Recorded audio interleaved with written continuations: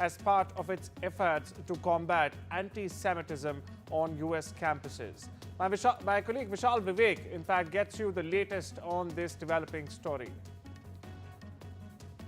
They want these protests to be banned in campuses across the US, and they don't want students who are engaging in these protests to wear masks. That is one of the main things that they're asking the administration at these universities to do. And the other thing is that they want these DEI hirings, DEI hirings that they do, diversity, equity and inclusion hirings that has been in vogue in the US for a while now. They want these hirings to be stopped.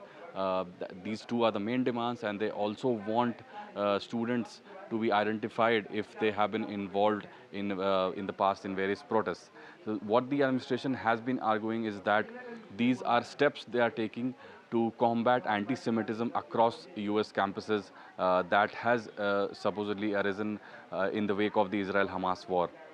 That has been the crux of the whole story, and Harvard has not complied with these demands, saying that they are not willing to go off its independence and its constitutional rights. So Harvard is standing its ground.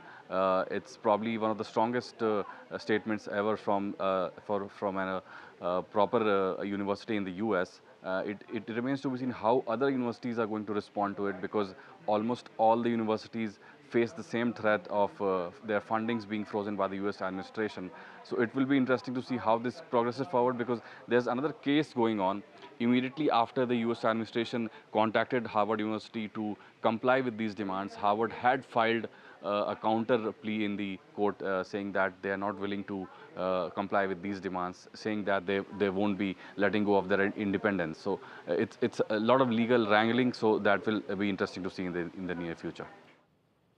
Singapore President Tharman Shanmugaratnam on Tuesday dissolved the city-state's parliament as it reportedly declared a general election on the 3rd of May. A release by the Prime Minister's office, in fact, stated that the nomination day will be on the 23rd of April this month.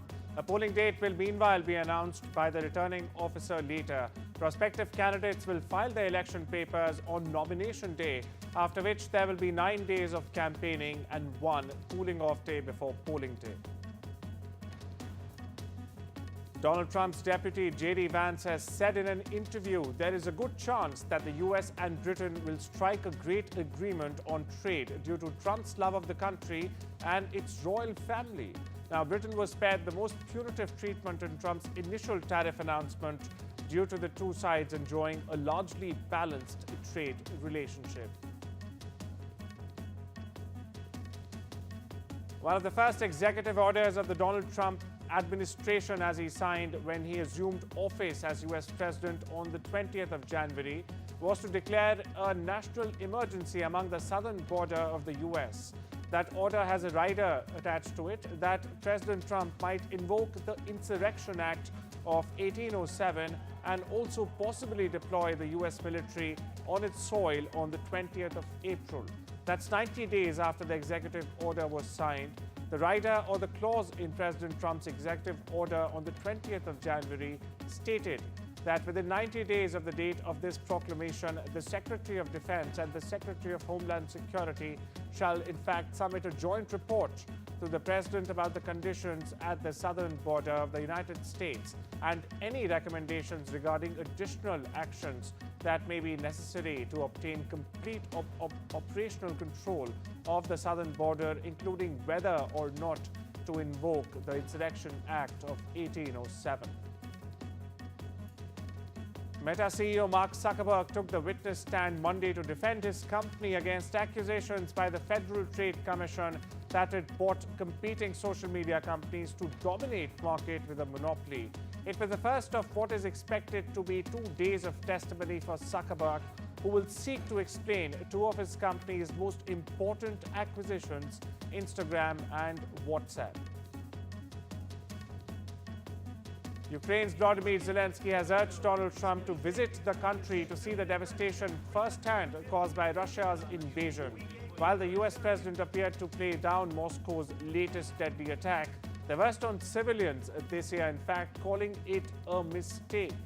Meanwhile, international leaders condemned Russia's strike in the center of the Ukrainian city of Sumy on Sunday, which killed 34 people at least. Now, this also included 2 children. 2 ballistic missiles hit as people made their way to church for Palm Sunday. Asked about Russia's attack on civilians, Trump said he was trying to get the war stopped. Donald Trump has claimed that Iran has been intentionally delaying a nuclear deal with the US. He cautioned Tehran against a drive for a nuclear weapon, saying it may very well have to face a military strike if it did not desist from its current activities. Now, Iran and the US officials met in Oman and also held positive and constructive talks last week. A second round of talks, meanwhile, is scheduled for Saturday this week. Trump said that Tehran must forego the concept of having a nuclear weapon. Iran has to get rid of the concept of a nuclear weapon. They cannot have a nuclear weapon, he exclaimed. On the other side, Iran claims its nuclear program is for peaceful purposes. However, experts say it is producing enriched uranium in amounts enough to produce 1 bomb every month. Them on Saturday. We have another meeting scheduled next Saturday. I said, that's a long time. You know, that's a long time. So I think they might be tapping us along. But Iran has to get rid of the concept of a nuclear weapon. They cannot have a nuclear weapon. He can't have a nuclear weapon. Nobody can have, we can't have anybody having nuclear weapons, you know? We can't have nuclear weapons. And I think they're tapping us along because we're so used to dealing with stupid people in this country. Only thing is, one thing, simple. It's really simple. They can't have a nuclear weapon. And they got to go fast because they're fairly close to having one. And they're not going to have one. And if we have to do something very harsh, we'll do it. And I'm not doing it for us, I'm doing it for the world. And these are radicalized people, and they cannot have a nuclear weapon. The Oval Office meeting between Donald Trump and El Salvador President Nayib Bukele involved a lot of criminals and also the Maryland father who was mistakenly sold to El Salvador along with the Trent Aragua prisoners owing to an administrative error. The Supreme Court has ordered that Kilmar Armando Abrego Garcia has to be returned to the US, but Monday's meeting between Trump and Bukele made it clear that no one, and absolutely no one, is concerned about that. In fact, Trump wants to send US prisoners to El Salvador if the law permits. You're right. Isn't that a great question? Why doesn't the mediator, why don't they put out numbers? If it's a homegrown criminal, I have no problem. Now, we're studying the laws right now. Pam is studying. If we can do that, that's good. And I'm talking about violent people. I'm talking about really bad people. Really bad people. Every bit as bad as the ones coming in. And I made the statement when I heard about this a long time ago now, 4 years ago. When I heard that this guy was having open borders, I said every single criminal from all over the world is going to be dumped into our country. And that's what happened. Jails. The jails of the Congo were emptied out. The jails of Venezuela were emptied out. And you know what happened? Their crime went way down. A man who allegedly scaled the armed security fence in the middle of the night, eluded police and set fire to the Pennsylvania governor's mansion was denied bail Monday as he faces charges including attempted homicide, terrorism and arson. Cody Barmer had a brief court appearance Monday. He spoke with a public defender at times as he appeared in court late Monday afternoon after being released from a hospital, where he had been taken after an unrelated medical event. Now, 38-year-old Barmer of Harrisburg told police he planned to beat Governor Josh Shapiro with a small sledgehammer if he encountered him after breaking into the building. This is according to court documents. A motive, meanwhile, for the attack, including whether it had anything to do with Shapiro's politics or religious beliefs, wasn't immediately clear. China's President Xi Jinping on Monday called for stronger ties with Vietnam on trade and supply chains amid disruptions caused by Trump's tariffs. Now, this as he attended in Hanoi, the signing of dozens of cooperation agreements between the two communist-run nations. Meanwhile, US President Donald Trump has said that China and Vietnam were meeting to figure out how to harm the US. Now, the visit planned for weeks and part of a wider trip in Southeast Asia comes as Beijing faces 145% mounting U.S. duties, while Vietnam is negotiating a reduction of threatened U.S. tariffs of 46% that would otherwise apply in July after a global moratorium expires. Broadcast journalist Gayle King and the singer Katy Perry made a brief trip into space on a flight operated by Jeff Bezos' private company Blue Origins. It was the first time an all-female crew, in fact, had been to space since 1963. Their flight on Blue Origin's New Shepard rocket lasted 10 minutes and 21 seconds and took off from Blue Origin's Launch Site 1 in West Texas. Flights on the New Shepard rocket, which provide for a few minutes of weightlessness, did not have a pilot. Meanwhile, some critics have chafed at the suggestion that the all-female crew represented a moment of feminist progress. The New Shepard program, meanwhile, the centerpiece, in fact, of Blue Origin's space tourism business, is an avenue for the wealthy, powerful, and well-connected to go to space. Here's more.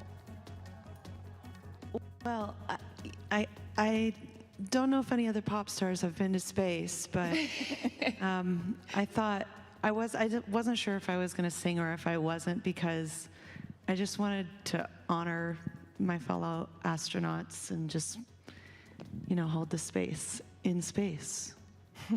But I did come around to just singing a little bit of What a Wonderful World. And I didn't pick one of my songs because, again, it's not about me. It's about the collective, and it's about the view that we get to see, that we're humbled by, and how wonderful our world is. And so I just thought that was very apropos. And I was singing that song years ago and had no idea I'd take a little snippet of it. What did you all... Hungary's parliament has passed an amendment to the constitution that, in fact, allows the government to ban public events by the LGBTQ+ communities, a decision that legal scholars and critics are calling another step towards authoritarianism. Now, the amendment declares that children's rights to moral, physical, and spiritual development supersede any other right than the right to life. Now, this includes the right to peacefully assemble. A judge in Bangladesh has issued an arrest warrant for former British MP Tulip Siddiq, niece of former Prime Minister Sheikh Hasina, in connection with a corruption case involving state-owned land. Now, this is according to a report. The former city minister Tulip Siddiq has said an arrest warrant issued against her in Bangladesh over allegations she illegally received a plot of land from her aunt. The country's ousted former prime minister is a quote-unquote politically motivated smear campaign. The Hampstead and Highgate MP said, "No one from the Bangladeshi authorities has contacted me. The entire time they've done trial by media." Several hundred student protesters blocked the building entrance to Serbia's state broadcaster in Belgrade early Tuesday as they blamed public TV stations for coverage that favors President Alexander Vucic's government. A similar blockade was also organized in the country's second largest city of Novi Sad. University students in Serbia are behind almost daily rallies that in fact started after a concrete canopy crashed down in last November that is, at a railway station in Novi Sad, killing 16 people. The protests have rocked up populist rule of Vucic and his firm grip on power ever since. Here's more.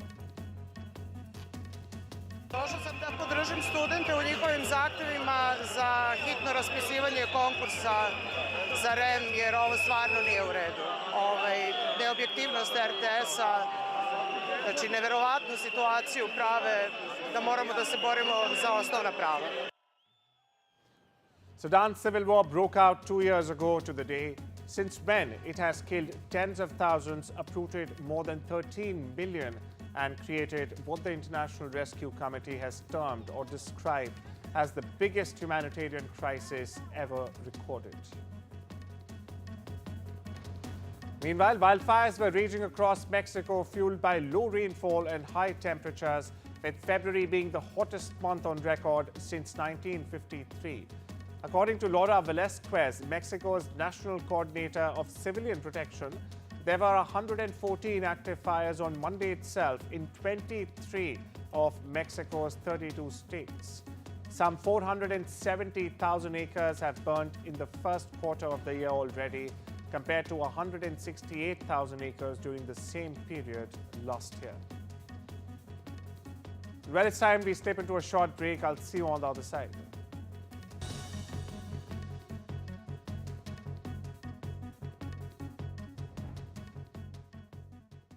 When I woke up, they said, "Alyssa, you've got leukemia." We found out that the chemo wasn't working. So at that point, it was like, I'm gonna die. My consultant was looking for these clinical trials, and she found this one at Great Ormond Street. I'm cancer-free now. Curing Alyssa was a world first, but cancer is still the biggest killer of children in the UK. Will you help us do more? Search Gosh Care to give £3 a month and help build a new children's cancer centre at Great Ormond Street Hospital, a home for breakthrough research with world-class facilities to help beat cancer for more children. Together, with your kind support, we can help save lives and transform children's cancer care for decades to come. Text CARE to 70125 to give £3 a month and help build our new children's cancer centre. Together, we can beat cancer for more children. Did you know that if you shave, 1/3 of what you remove is skin? Dove Advanced Care helps it recover. So if you shave it, Dove it. Dove Advanced Care Antiperspirant helps your skin recover after every shave. Right now, terrible things are happening to donkeys. They work all day in the blistering sun, without food or water. They're suffering silently, while their backs are breaking. Some are being abandoned and will be left to die alone. But the worst thing you can do to a donkey isn't to break its body. It's to break its heart. Because donkeys are loyal, loving creatures. They trust us to care for them. And when they're hurt and abused, they feel it inside too. But right now, you can do something incredible for donkeys. You can support the Donkey Sanctuary.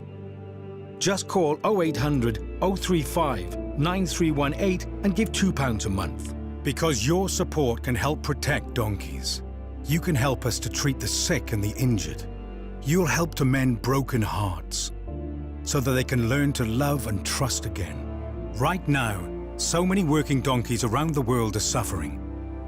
But we can only be there for them with your help. So please, call 0800 035 9318 or text HEART7 to 78866 and give £2 a month to the Donkey Sanctuary, because terrible things are happening to donkeys. Please, do something incredible for them right now. Goldbank London, your #1 place for buying and selling gold. Visit goldbank.co.uk or call 0203 500 1111.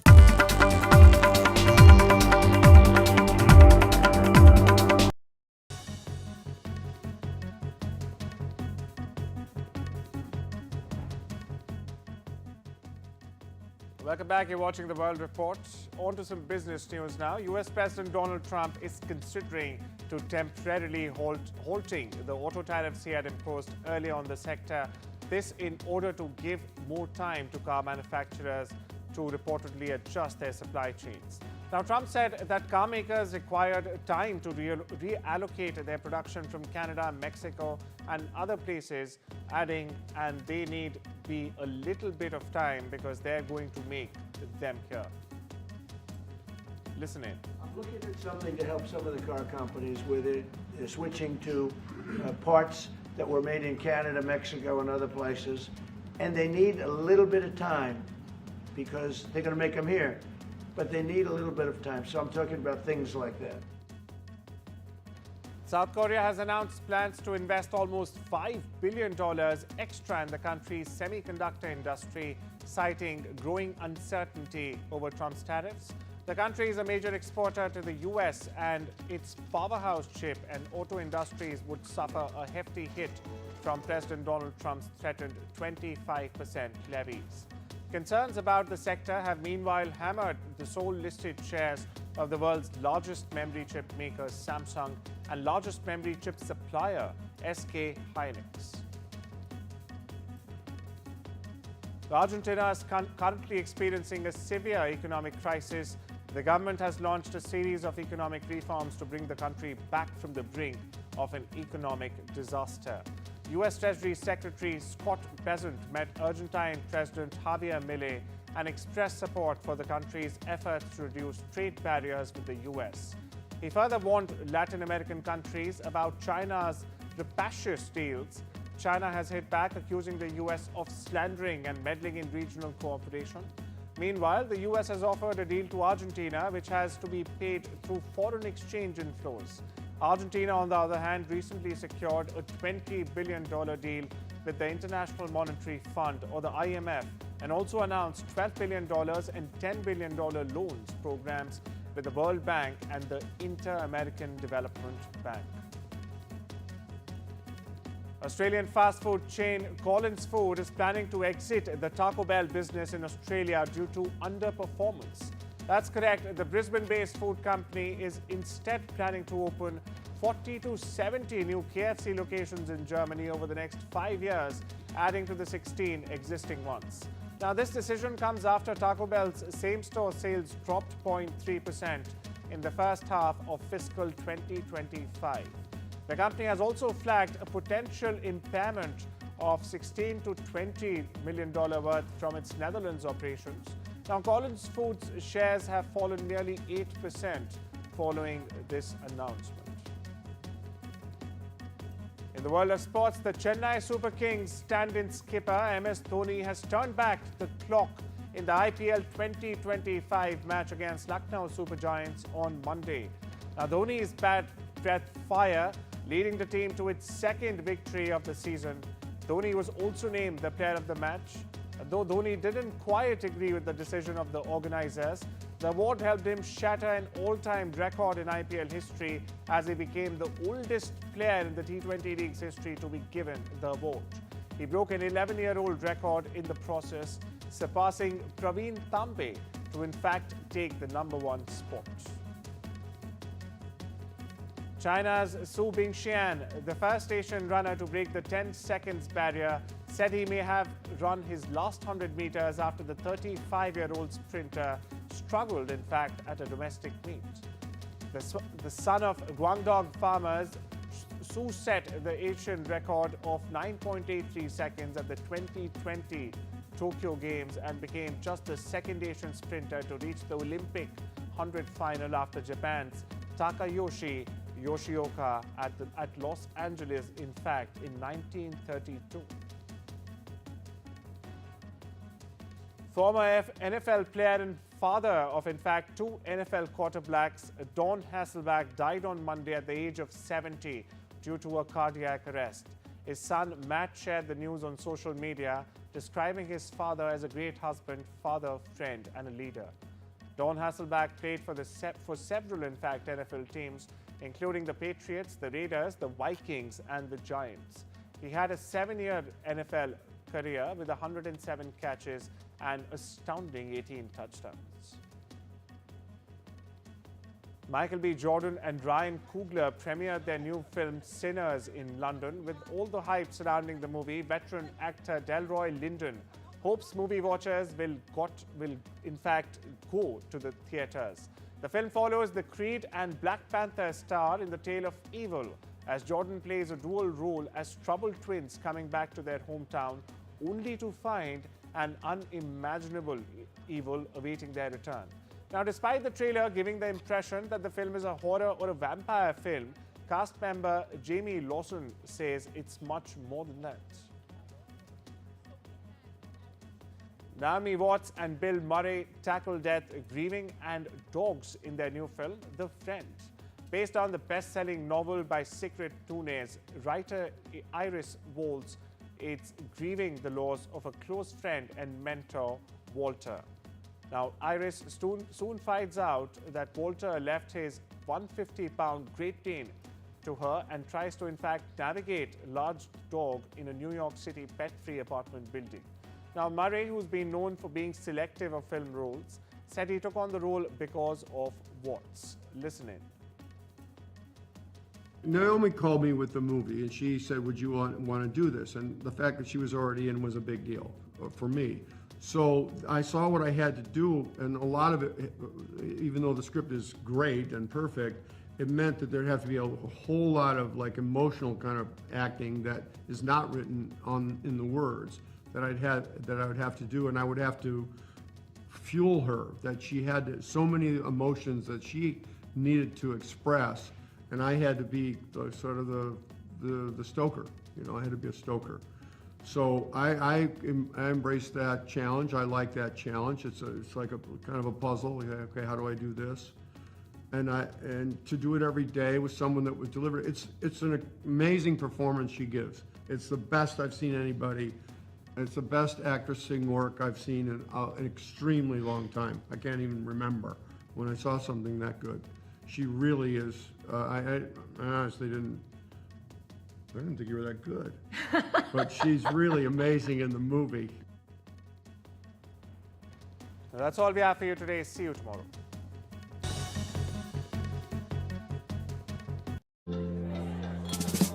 Remember those nights we didn't take off our makeup? Our skin does. Lucky I've got this new night serum then. New No. 7 Future Renew Night Serum with Night Active Peptidology works with your skin to reverse visible signs of skin damage while you sleep. Save £10 on new No. 7 Future Renew Night Serum. You ever thought about yours? Funeral? Yeah. Flowers, service. Everyone there. The more the merrier. Even your ex, Mark? It sounds a bit mad, but I think I want to be buried with these. Scatter you where? I think here. Yeah, it's your day. You have what you want. What about you with your ex, Sue? Which one? Start your plans. Talk to Go Up Funeral Care. This is an important message for people living with diabetes from people living with diabetes. When I was experiencing the symptoms of diabetes, I didn't know what was going on. You go on the internet and it's full of horror stories. You don't know where to begin and you don't know what to believe. I didn't understand about carbs, I didn't understand about blood glucose levels. I was scared and I was worried. I didn't understand diabetes full stop. That's why the support I get as a Diabetes UK member is so important. You can become a Diabetes UK member too.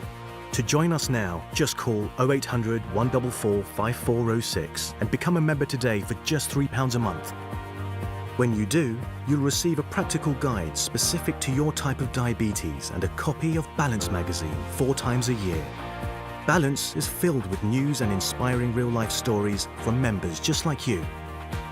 And you'll receive regular emails and vital updates that will help you feel informed and supported. Plus, you'll help support research that could lead to better treatments for all types of diabetes. Membership makes life better because you're not alone anymore. Call 0800 144 5406 or go online to become a Diabetes UK member for just £3 a month, because membership can help you learn to live better with diabetes. We know travel can be confusing. That's why I use travelup.com.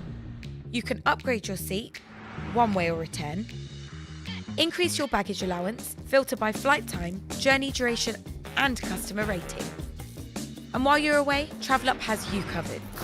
From weather updates and on-demand taxi services to event and excursion tickets, all at your fingertips. Book now on travelup.com or call 0207 580 5000. TravelUp, flights, hotels, holidays. From energy grids to tech breakthroughs to defence cooperation, Prime Minister Modi's 4th visit to Sri Lanka is set to be the most consequential, one that will elevate and reshape the India-Sri Lanka ties from here on. And watch that unmatched, non-stop ground coverage on NDTV World with me, Gauri Dwivedi, right here from Colombo. In today's interconnected world, India's voice is more crucial than ever. When India speaks, the world listens. At NDTV World, we are that voice, bringing you intelligent and insightful news from India and beyond. From geopolitics and diplomacy to economic shifts, migrations, tech disruptions, and the stories of our diaspora. We cover the news that shapes our global future. NDTV World, your new home for global news, is here. From interesting tech startups to industry-leading companies, politics, sports, culture, curry, cricket. Oh, there's so much to talk about. Like me, if you too thrive on interesting conversations, this is a show you cannot miss. Watch this space to know more about all matters and all people that make Britain what it is today. Out of Britain, with me, Radhika Iyer.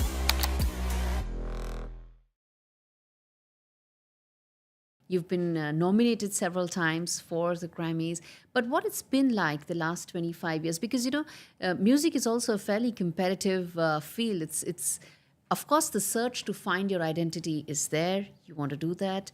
You want to probably isolate yourself from the noise. But at the end of the day, the arts as a field is also a very competitive space, isn't it? I didn't go into music to become an artist. I'd never imagined I'd make an album. That wasn't why I went into music. I went to music to sing. You know what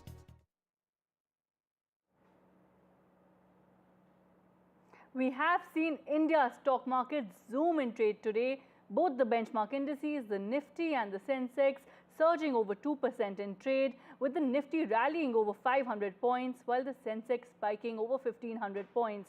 So what really are the reasons for this sharp surge? And is the sharp rebound here to stay? To decode this, I'm joined by Ajay Bagga, Senior Market Expert, as well as Pralok Gupta, International Trade Expert. Thank you both for your time and for joining us for this special discussion. Ajay Bagga, with Donald Trump blinking and markets booming, a volatile market dependent on Trump and global cues, you'd say? Yeah, absolutely. Global sentiments are better today, and we are seeing that reflection in our markets. Right, global sentiment is better and we are seeing that reflection in our markets. But are you saying that now, day after day, of course, we have seen the tariff flip-flop, we have seen, of course, what the cost of all these tariff tantrums, as we were calling it, have had. So do you think now, day after day, our markets are also dependent on what is going to happen in the rest of the world? After a while, we do become dependent, and mostly it's because of the portfolio flows. So we have seen over the last 4 days, if you saw, FIs sold in the cash market 9,000 crores, 4,000, 4,000, 2,500. So that was what was an overhang. Today, the rupee is stronger. It's a pointer that probably FIs might have a net buy figure today. So it's more through the portfolio flows that we were getting linked into the global sentiment cycle. Otherwise, we are a very strong domestic economy, and the domestic story remains intact. Right, Pralok Gupta, I'd like to begin, by asking you that, look, supply chain disruptions have been caused, and,